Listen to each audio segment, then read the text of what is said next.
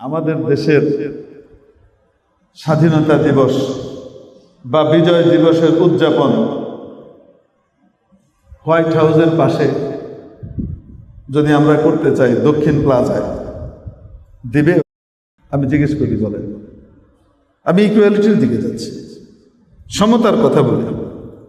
আমেরিকাতে হোয়াইট হাউসের দক্ষিণ প্লাজাতে বা উত্তর প্লাজাতে আমরা বাংলাদেশিরা কি করব? সেখানে বাংলাদেশের জাতীয় দিবস উদযাপন করব, দিবে? বলেন না কেন? কেন? তারা বলবে এটা তো দেশের সার্বভৌমত্বের ব্যাপার। তা আমাদের দেশের স্বাধীনতার অতন্দ্র প্রহরী হিসেবে যারা দাবি করেন বা যারা চেষ্টা করেন, মনে করেন যে আমরা স্বাধীনতা টিকিয়ে রাখতে চাই, আমাদের দেশে আইন প্রণয়ন করার যে জায়গা, সবচেয়ে গুরুত্বপূর্ণ জায়গা কেপিআই পায় না, সবচেয়ে গুরুত্বপূর্ণ জায়গা জাতীয় সংসদ, সেই সংসদের অমুক প্লাজায় তমুক প্লাজায় আমেরিকার বিশেষ দিবস উদযাপন করবে কেন? বলেন। এটা স্বাধীনতাপন্থী মানুষের জন্য, জনতার জন্য যায়?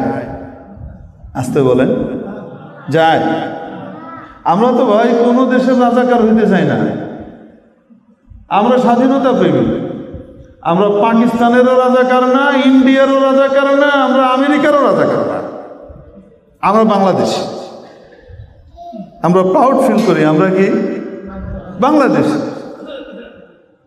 কেউ আছে পাকিস্তানের সাথে একটু খাতির হইলেই হই হই হই রে, রাজাকার হয়ে গেল রে, মরে গেল রে, দেশ গেল রে, হয়ে গেল রে।